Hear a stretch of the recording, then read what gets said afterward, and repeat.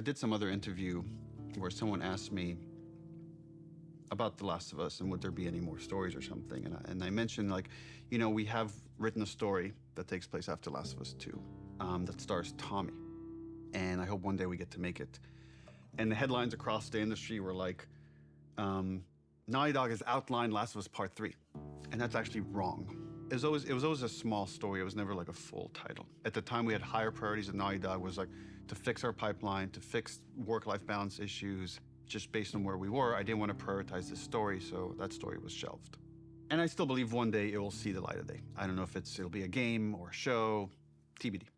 First game had such a clean concept of like the unconditional love a parent feels for their child.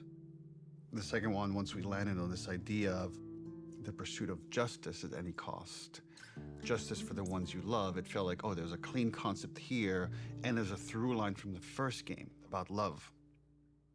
If we never get to do it again, this is a fine ending point. And right, last bite of the apple, the story's done. The great thing about working at Naughty Dog is that we don't have to. It's always like, we would love another Last of Us, but if you guys feel like are passionate about something else, we'll support this other thing. Very privileged position to be in. I never take that for granted.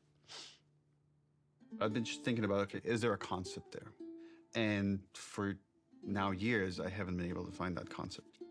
But recently that's changed. And I don't have a story, but I do have that concept that to me is as exciting as 1, as exciting as 2, is its own thing, and yet has this through line for all 3.